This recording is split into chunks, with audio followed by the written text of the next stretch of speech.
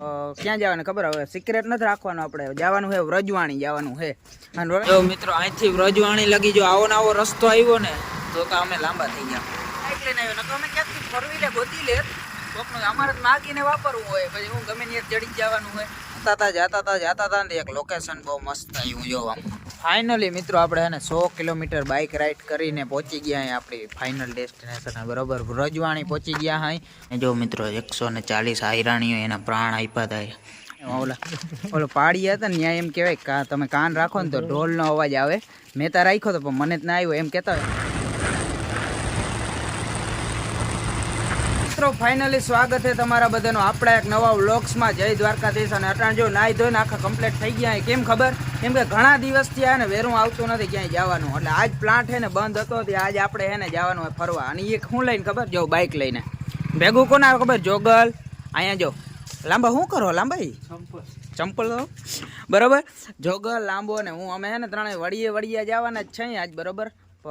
ક્યાં જવાનું ખબર? હવે સિક્રેટ નથી રાખવાનું, આપણે જવાનું છે વ્રજવાણી જવાનું છે. અને વ્રજવાણી અહીંથી કેટલું થાય ખબર? લાંબાને ખબર. લાંબા કેટલું થાય અહીંથી?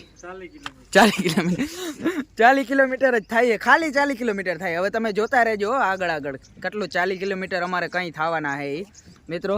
અને જો એક જ બાઇક લઈને જાય. કેમ ખબર? આ શિયાળો છે ને એટલે શિયાળામાં છે ને ટાઢ ના પડે. 3 જણા હોય ને એક બાઇકમાં તો વાંધો ના આવે બરોબર. તો સીન હે હોન્ડા લઈને જવાને. જો હોન્ડા જોગલ હાલો 40 કિલોમીટર જ થાય ને?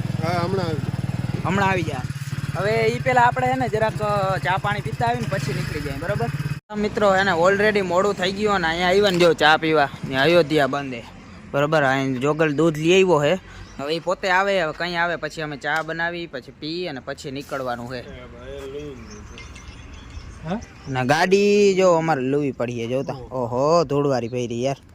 સર્વિસ સ્ટેશન બાજુ મેં પણ એ બંધ હે નકર ફુવારો મારી લે દોરી. તો એવું હે અહીંયા બધું, પણ મજા તમને બહુ આવવાની છે. હવે ખુલ્લો મોડો એટલો મોડો કેમાં હોયલા વહેલો આવતો જજો ભાઈ કાલથી. આપણે એને ચા પાણી પી લીધા છે ને હવે ફાઇનલી જવાનું બરાબર. અમારે જવાનું છે વ્રજવાણી. પછી ત્યાંથી નીચે જવાનો પ્લાન છે પણ એ બધું હવે તમે જોતા રહેજો. અવાજ ના આવતા હોય તો એડજસ્ટ કરજો.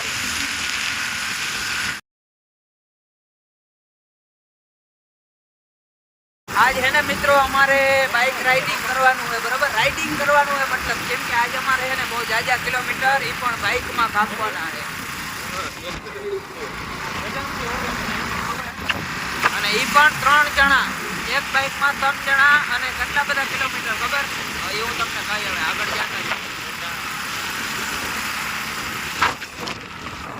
જો મિત્રો અહીંથી વ્રજવાણી લગી જો આવો ને આવો રસ્તો આવ્યો ને તો અમે લાંબા થઈ ગયા. કેમ કે આ રસ્તો લાંબા જેટલા લાંબા થઈ જવાના હોય અમે. કેમ કે આ રસ્તો જોતો આ તમે જોતા આવા રસ્તામાં અમે 3 જણા જઈએ એકતા. પાછું હે ને અમારે એક કમેન્ટ હતી 300 કિલોમીટર 3 જણા રાઈડ કરવાની. એટલે આપણે એક ચેલેન્જ ટાઈપ થઈ ગયો વિડીયો વ્લોગ હે ને આપણો ચેલેન્જ ટાઈપ બનવાનો હોય. અને એ રાઇડિંગમાં જ આખો દિવસ લક્ષક બાઇકમાં જ જવાનો હોય. પાછો રસ્તો જો આમ રસ્તો પાછો બહુ ખરાબ છે. આ હે જજામ ગામ.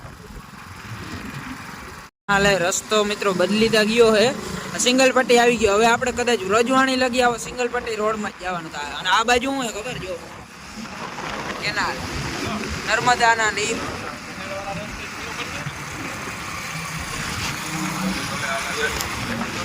મિત્રો ખાલી તમે રસ્તો જો સિંગલ પટ્ટી રોડ હે પણ આમ ખતરનાક જો ડુંગરું પહાડું ને તમે ખાલી અહીંનો એરિયો જો આમ રહેવાની મજા આવી જાય એવી જગ્યા. કોઈ માણસો કાંઈ નમરે. સિમેન્ટ કોન્ક્રીટના જંગલોથી દૂર.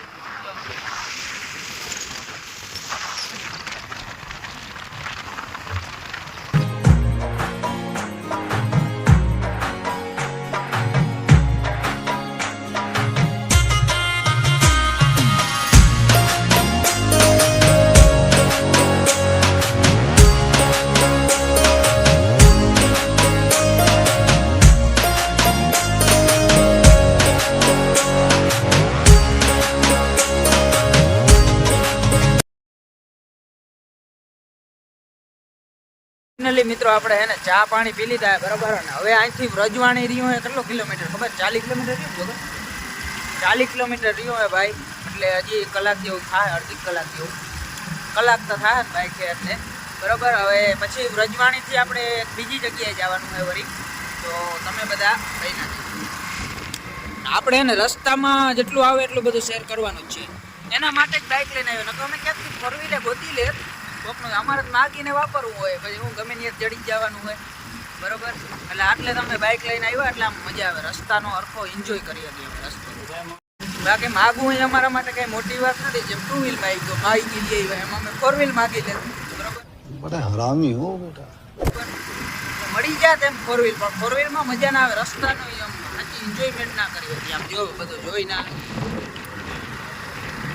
જો મિત્રો. અત્યારે આ જે રસ્તો જાય છે ને એ ડાયરેક્ટ જાય છે ધોળકા.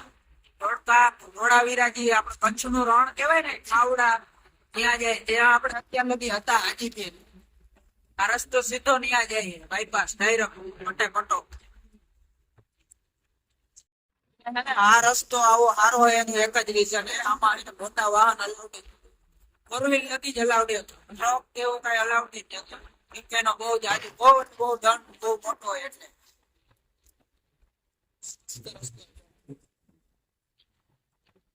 જાતા હતા ને એક લોકેશન બહુ મસ્ત આવ્યું જોવા, રોડ ટુ હેવન જેવું. ફોટો શૂટ તો કરવો જ પડે, ઈ તો કરવાનું જ છે અમારે. ઈ તો અમારે પહેલી પ્રાયોરિટી આપવાની જ છે એને ફોટો શૂટ ને. એટલે જો મસ્ત લોકેશન હે એનું, આ ફોટા પાડાવી.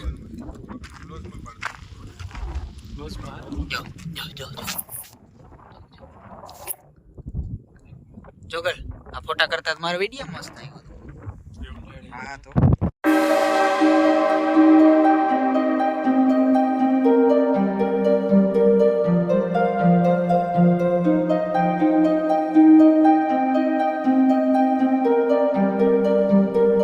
ફાઇનલી મિત્રો આપણે એને 100 કિલોમીટર બાઇક રાઇડ કરીને પહોંચી ગયા અહીં આપણી ફાઇનલ ડેસ્ટિનેશન બરાબર. વ્રજવાણી પહોંચી ગયા અહીં.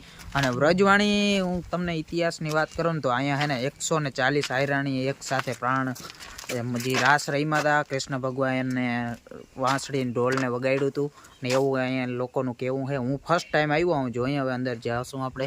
જો અહીં બારે ઊભા અહીં બરાબર, અંદર જાય પછી જોવાય હવે બધું શું ઇતિહાસ શું છે એ બધું તમને બતાવું. હું તો હે ને કદાચ અહીં ફર્સ્ટ ટાઈમે જ આવ્યો હું, એકાદી વાર જણકો હતો ત્યારે આવ્યો, મને બહુ પાકું યાદ નથી. કદાચ પ્રવાસમાં આવ્યા હતા ને ત્યારે અહીંયા આવેલો તો હા એકવાર, મને થોડું સાંભળ્યા એની જગ્યા પર. ત્યાં ત્યારે તો બહુ જણકો હતો એટલે મને ખબર નથી આવ્યો કે નથી આવ્યો.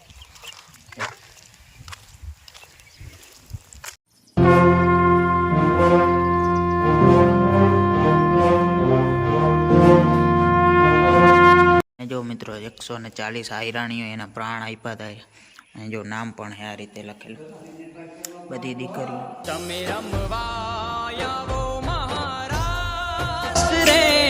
મારા દ્વારિકા નાચ રે, તમે રમવા આવો મહારાજ રે, મારા દ્વારિકા નાચ રે.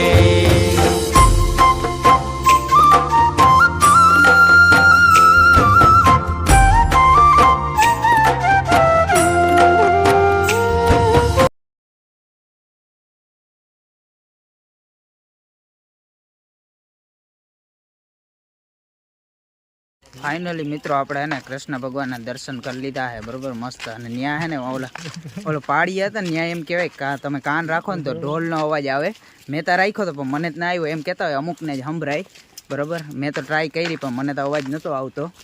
કોઈને આવે કે નહીં આવે મને ખબર નથી, પણ એવું લોકોનું કહેવું છે કે ત્યાં તમે રાખો ને તો ઢોલ વાગતો હોય એવો અવાજ આવે એમ. જો અહીંયા મિત્રો હે ને જૂનું મંદિર હતું ને એના અવશેષો છે જો અહીંયા લખેલા. પહેલાં જૂનું મંદિર હતું, પછી આ બાજુ અહીંયા આમ નવું મંદિર બનાવ્યું. આ એના અવશેષો વધ્યા જો. તો મિત્રો અહીંયા આવો ને તમે વ્રજવાણી તો અહીંથી તમે અહીંયા ભોજનાલય છે, જરૂર પ્રસાદ લેજો, બહુ મસ્ત મજા આવશે. અમે ટ્રાય કરી, અમે પ્રસાદ લઈ લીધો છે બરાબર. મસ્ત પોઝિટિવ વાઇબ છે અહીંયા, હાવ શાંત વાતાવરણ છે અત્યારે.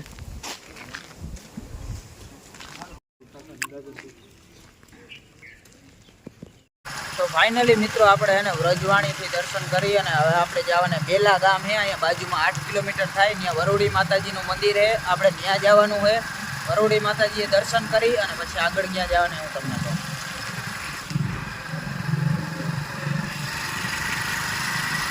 ફાઇનલી મિત્રો આપણે પહોંચી ગયા જો વરોડી માતાજીનું મંદિરે. જોવાય ત્યાં ટ્રાફિક કે નથી, કોઈ માણસ ચોક નથી, બરોબર. દર્શન કરી લઈએ આપણે.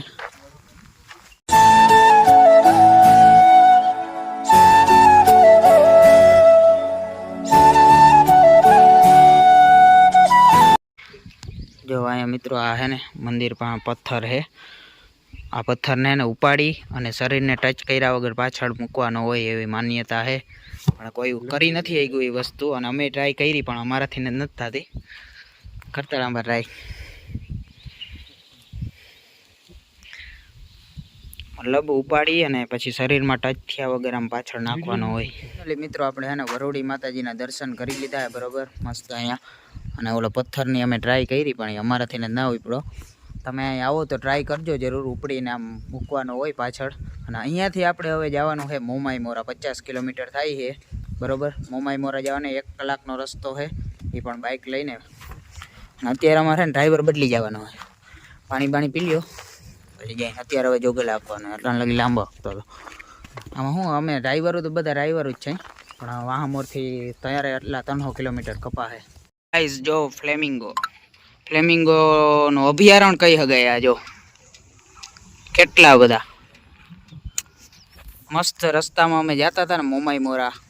હવે જોરદાર વ્યૂ હતો જો અહીંયા ફ્લેમિંગો ફોટો શૂટ અહીંયા એવું કંઈક છે.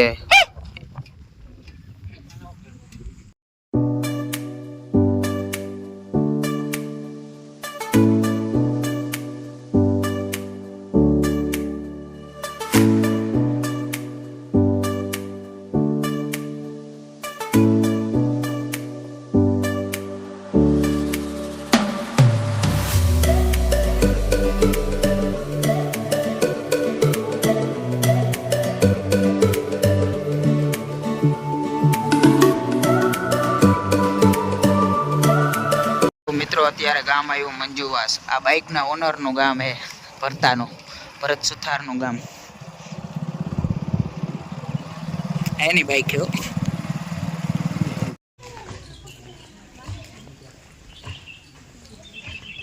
મિત્રો અત્યારે હે ને મોમાઈ મોરા પહોંચી ગયા, પણ મોમાઈ માતાજીનું જૂનું મંદિર છે ને ત્યાં પહોંચ્યા અહીંયા અત્યારે.